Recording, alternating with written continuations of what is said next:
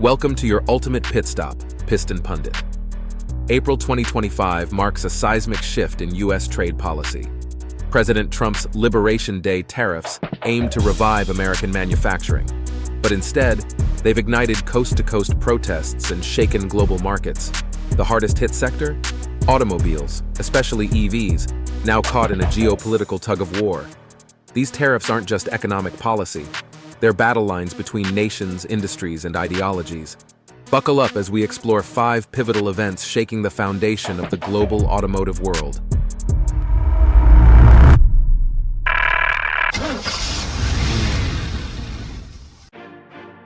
Number 5. Protest Nation, when the streets roared louder than policy. Following the Liberation Day tariffs, over 1,400 hands-off protests erupted across all 50 states, many in regions that once rallied behind Trump, like Missouri, Ohio, and Iowa. From big cities to small-town courthouses, Americans voiced frustration with rising costs, job losses, and the unraveling of economic safety nets. The movement united diverse groups, laid-off auto workers, environmentalists, immigrant families, and students burdened by tuition hikes. In Detroit, university protests swelled. In California, EV engineers decried canceled contracts. Even neighborhood garages joined the outcry, posting signs that read, "Tariffs hurt our customers too." In Columbia and Jefferson City, Missouri, crowds gathered at the Boone County Courthouse, where State Rep. David Tyson Smith condemned not just Trump, but also Elon Musk. As a key figure in the new Department of Government Efficiency, Musk was criticized for massive layoffs and wielding undue influence, likened by protesters to an unelected czar reshaping livelihoods. What started as policy backlash became a broader call for economic justice. The American auto industry, usually a symbol of progress and innovation, was suddenly thrust into the role of resistance, standing not just for jobs and machines, but for a vision of fairness in a shifting economy. But this unrest wasn't just brewing at home. Across the globe, trading partners had their own explosive reactions to the tariffs. Number 4. Global trade quakes, when tariffs shocked the supply chain. Trump's sweeping tariffs sent shockwaves far beyond U.S. borders, sparking immediate retaliation from major trade partners: Canada, Mexico, the EU, and China. A wave of counter-tariffs hit American exports, especially in automotive parts, consumer goods, and raw materials, edging the globe closer to a full-scale trade war. Europe's response was swift. The EU imposed over $20 billion in countermeasures, targeting US-built cars and components.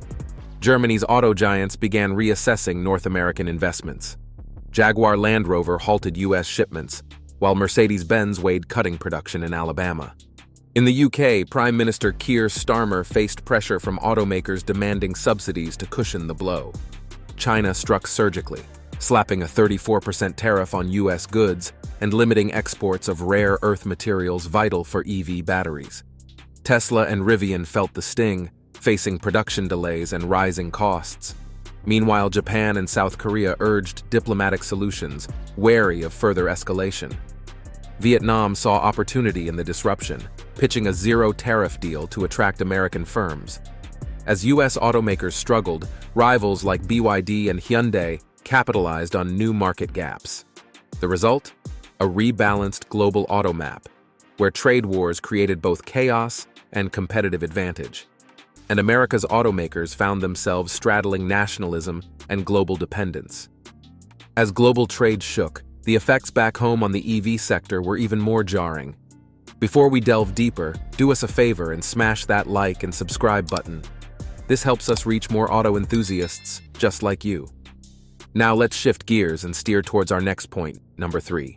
EV sector in crisis, when the charge short-circuited.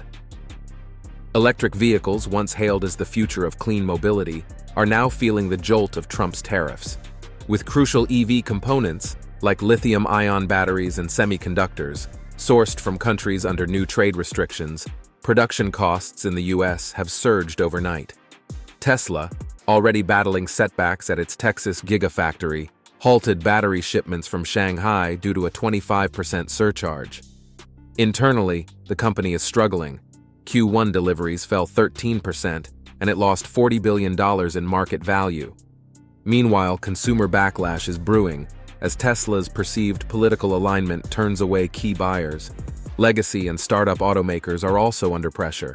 Rivian, Lucid, Ford, and GM are bracing for production delays. Ford slashed its 2025 F-150 Lightning targets by nearly a third, while GM paused battery facility construction in Michigan. At dealerships, the damage is visible. Affordable EVs once priced near $35,000 are now $45,000 or more. Even used EVs are spiking in price due to limited inventory. Globally, competitors are seizing ground.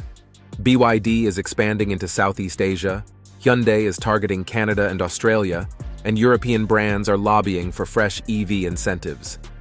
And as the assembly lines stalled, the corporate suits could no longer stay silent. Number 2, boardroom breakdowns, when corporate loyalty faltered.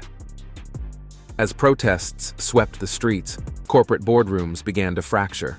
For years, big players in finance, tech, and auto industries had walked a fine line between Trump's nationalist messaging and the bottom line. But the new tariffs sent shockwaves too powerful to ignore, and even longtime allies of the administration started speaking out. Ford CEO Jim Farley warned of a potential $1 billion annual loss if tariffs persist. GM said price hikes could impact 70% of its EV lineup. Tesla, once seen as invincible, watched shareholder confidence drop sharply. Behind closed doors, even Elon Musk lobbied for a zero-tariff deal with the EU to stabilize business. What was different this time? Prominent Republican donors like Daniel Loeb, Bill Ackman, and Doug Deason voiced serious concerns about America's long-term competitiveness and financial instability. Supplier networks began to shrink. Dealerships selling imported models reported customer drop-offs and rising anxiety. One dealer summed it up: "Our cars are here, but our buyers aren't." Even global automakers took notice. BMW, VW, and others delayed U.S. investments. Asian firms reassessed American operations. This wasn't just about tariffs, it was about trust. And that trust, once broken, sent the U.S. auto industry into defensive mode. With industries cracking and global alliances shifting, the question now becomes, can America stay in the driver's seat? Number 1, power play. Can the U.S. still steer the EV race? At the core of Trump's tariff offensive lies a risky geopolitical wager. By bulldozing global trade norms, Washington aims to reclaim manufacturing dominance. But in doing so, it's alienating allies, disrupting supply chains, and injecting uncertainty into boardrooms from Berlin to Beijing. The EU has countered swiftly, with boosted EV incentives and a rapidly expanding battery network. China, already the EV kingpin, is turning tariffs into a strategic weapon, leveraging its control over rare earth minerals to apply pressure where it hurts. Even longtime allies like Japan and Canada are diversifying trade ties. And as America builds walls, others are building bridges. Vietnam and India are stepping up with tariff-free zones to attract American firms. Meanwhile, EU leaders are pushing a transatlantic EV alliance, with the US conspicuously missing from the invite list. At home, the political heat is rising. Senator Cory Booker gave a marathon speech, branding the tariffs as a reckless gamble that could cost the US a generation of industrial leadership. The global EV game is shifting fast, and with every retaliatory tariff or withdrawn investment, America risks going from first mover to sideline spectator. Final lap: driving toward change or collision. So what's the verdict? The US automotive industry, once the engine of post-war prosperity, is now caught in a geopolitical gear grind. Protesters in the streets, shareholders in panic, and trade partners backing away. The EV sector, already fragile, has been thrust into a full-blown identity crisis. Are we witnessing a necessary rebirth of American manufacturing? Or is this an economic spin-out masquerading as strategy? As always, we at Piston Pundit want to hear from the real drivers of this conversation, you.